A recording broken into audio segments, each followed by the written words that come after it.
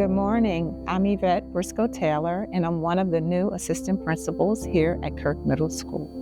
And today, I'm going to be reading Zora, the Story Keeper. When I grow up, I want to be just like my Aunt Bea.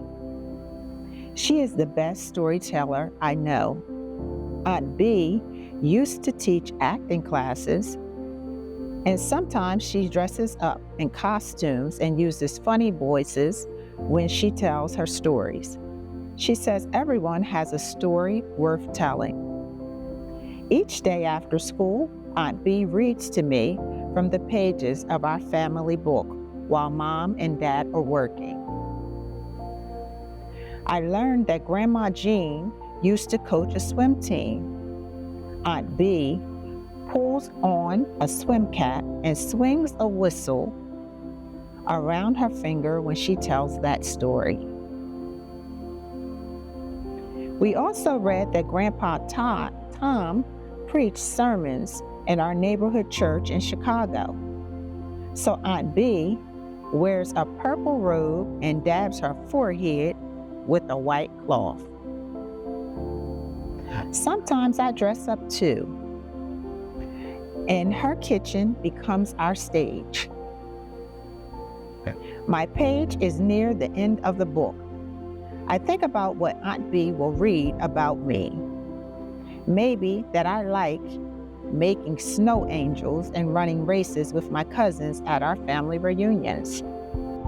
Maybe she'll read that I want to play tennis like Serena and Venus.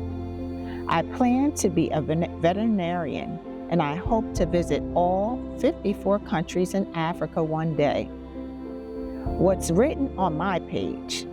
I ask Aunt Bea daily. I'll give you a hint, Zora, she says excitedly.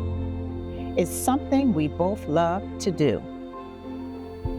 Sometimes there's only a name, date, or city written in our book, so we have to piece together the stories.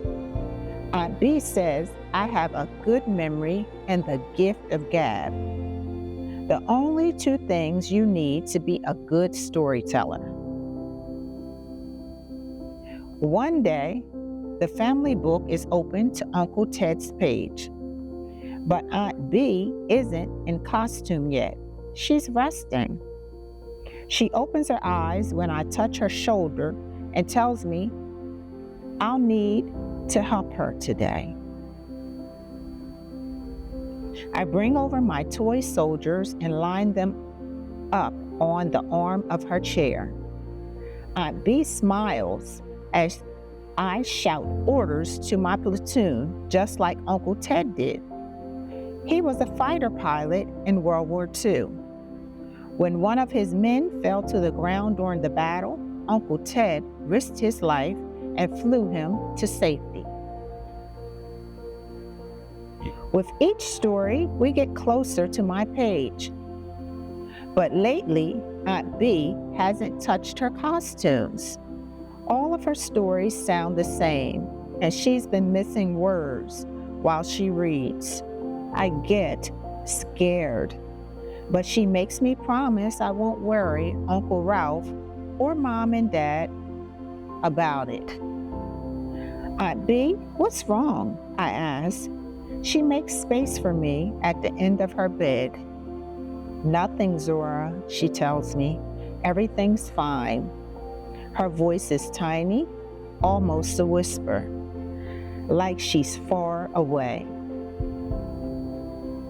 Uncle Ralph says the doctors want to keep an eye on Aunt Bea's levels, and I am to tidy up the house while they're away. I dust her favorite books first, the one written by Zora Neale Hurston. When I get to our family book, I leave it near Aunt Bea's pillow for when she comes home. Uncle Ralph comes back, but Aunt Bea isn't with him. He drops down on the sofa and wipes a tear from his eyes.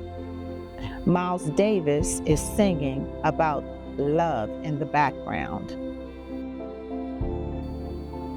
When the doctors say I can visit, I brush Aunt Bee's hair and tell her a story about Cousin Cheryl's sewing shop in the Bronx, where she made the most glamorous beaded gowns with matching headpieces. Women came from all 5 boroughs to buy from Cheryl's Sew and Design. Aunt Bee smiles proudly. I tell her stories until the nurse says it's time to let her rest. I hug her tight. But Aunt Bee feels soft like one of my dolls. I kiss her forehead and tuck her blanket under her chin. Aunt Bee isn't coming home. There are no stories for a few days. Mom sets my Sunday dress on the bed. I slip it on, pull my locks up into a high bun, and step into my cowgirl boots. Aunt Bee and Uncle Ralph's place is full of family. Everyone knows to bring a dish and a photo and a story for a family book. Aunt Bee's stories were much better than the ones I hear today. I sink deep into Aunt Bee's armchair. That's where Uncle Ralph finds me after everyone goes home. Your aunt wanted you to have this, he says. There's a silver bow and a card with my name written on top. The smooth leather feels familiar, like home. The pages smell like Aunt Bee's pound cake. I open the cover slowly, and he hands me an envelope full of photos. On the back side of each one, I find names and dates. He says I'm to add them to the book. I turn to the last page. My story is there, just like Aunt Bee said it would be. There's a message next to my name, Zora, the story keeper. I make space for Uncle Ralph to sit. As I add the photos to Aunt Bee's page, I start to piece her story together. Aunt Bee. That is the end of Zora, the Story Keeper. What a magnificent book. I hope you enjoyed reading this along with me and that you enjoy the rest of your day. Thank you.